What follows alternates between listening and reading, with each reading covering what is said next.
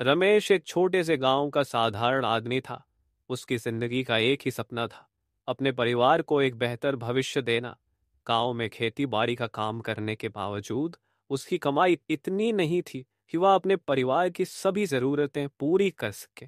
दिन रात मेहनत करने के बाद भी उसे महसूस होता कि वह अपने परिवार को उस सुख सुविधा का जीवन नहीं दे पा रहा जिसका वे हकदार थे।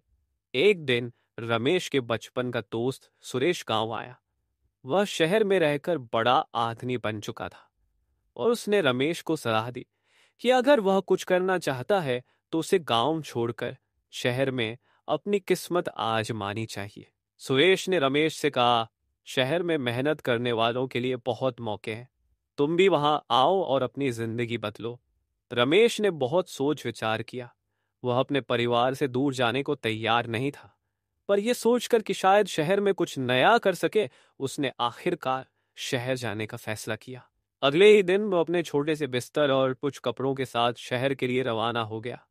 शहर की चमक दमक देखकर रमेश थोड़ी देर के लिए अचंभित हो गया। वह गांव की सादगी का आदी था और यहाँ की भीड़ भाड़ उसे अजनबी सी लगी। मगर उसे पता था कि अगर वह यहाँ कामयाब होना चाहता है तो इन हालातों का सामना करना पड़ेगा।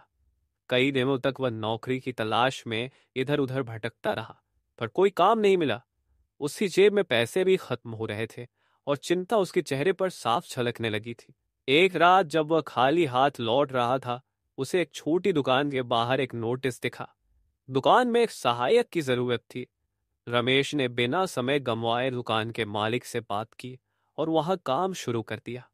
पर काम शुरू करना जितना आसान था, उसे बनाए रखना उतना ही मुश्किल। दुकान ज्यादा बड़ी नहीं थी और वहां ग्राहकों की संख्या भी कम थी। मालिक हमेशा परेशान रहता और रमेश पर भी हर छोटी बड़ी गलती के लिए नाराज होता।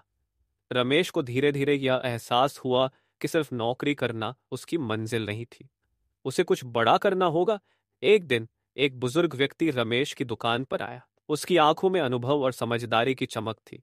वह रमेश से कुछ देर बातें करने के बाद उसकी परिस्थिति को समझ गया।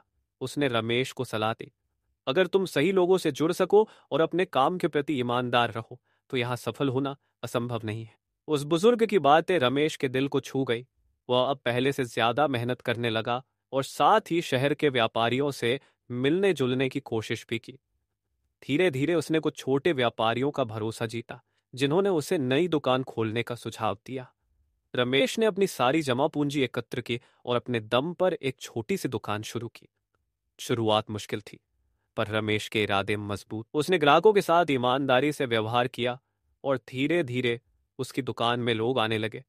उसकी मेहनत रंग लाने लगी। कुछ ही महीनों में उसकी दुकान शहर में प्रसिद्ध हो गई।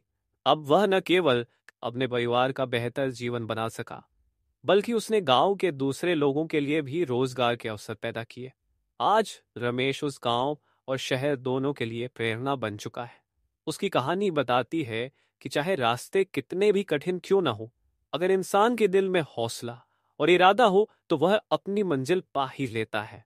सच में जिंदगी की राहें चाहे अनजानी क्यों ना हो, मेहनत और ईमान